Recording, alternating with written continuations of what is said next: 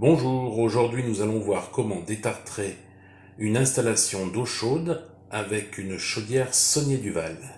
Donc là c'était une Saunier Duval Théma classique, mais ça marche quasiment pour toutes les chaudières, Saunier Duval.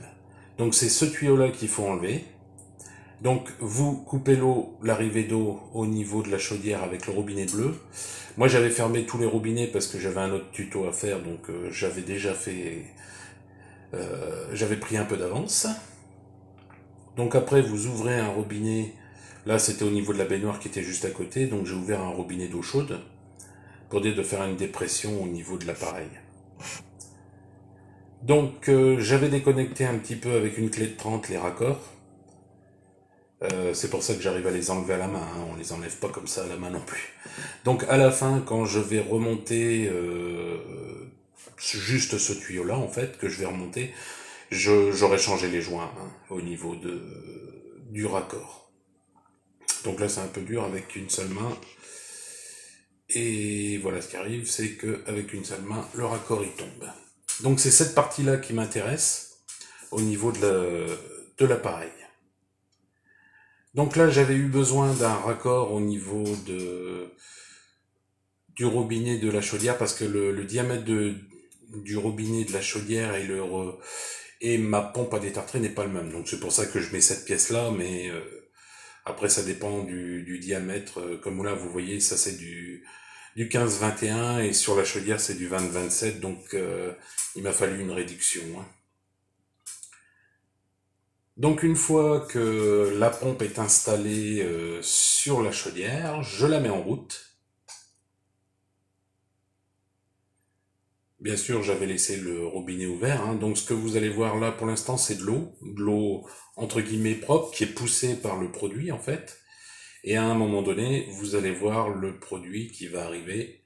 C'est facile à voir parce que là vous allez avoir un produit qui agit, donc voilà. Il mousse, il éclabousse un tout petit peu. Donc là, à partir de ce moment-là, moi j'ai comme habitude d'arrêter la pompe. Parce que là, je sais que le produit va agir dans toute la tuyauterie, en fait. Dans tous les recoins. C'est surtout, en fait, c'est qu'un bouchon, je pense, au niveau de la tuyauterie. Mais voilà, là, on va voir que le produit a bien agi. Je le laisse agir à peu près 3-4 minutes, mais pas beaucoup plus. Après, je relance la pompe.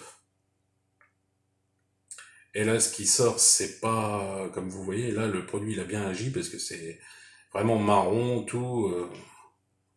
Donc je fais ça plusieurs fois, je remplis le seau, que je remets après dans la pompe, et ainsi de suite. J'ai dû le faire à peu près 2-3 fois pour retrouver un débit correct. Surtout au niveau de la baignoire qui avait vraiment quasiment plus de débit. Et vers la fin de la vidéo, vous allez voir pourquoi il n'y avait pas beaucoup de débit au niveau de la baignoire, je vais vous montrer. Donc là je l'ai coupé et je me suis mis à faire le lavabo qui était de l'autre côté en fait. Le lavabo avait un peu plus de débit. Bon, forcément, on utilise, proportionnellement, on utilise plus souvent le lavabo, mais on utilise beaucoup plus d'eau chaude dans la baignoire qu'il faut remplir, donc on utilise, c'est peut-être pour ça qu'elle était plus entartrée que le lavabo. Donc là, pareil, j'ai dû le faire 2 fois, c'était bon, le débit était revenu.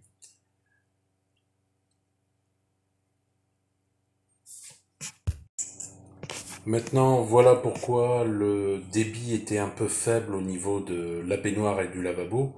C'est qu'en fait, vous partez avec un tuyau de 16, ce qui est normal au niveau de la chaudière, au niveau de l'eau chaude, il n'y a pas de souci. Mais quand vous arrivez en bas, en fait, le tuyau diminue et vous êtes en 12. Donc pour moi, le tuyau de 12, c'est le raccord de DWC, en fait.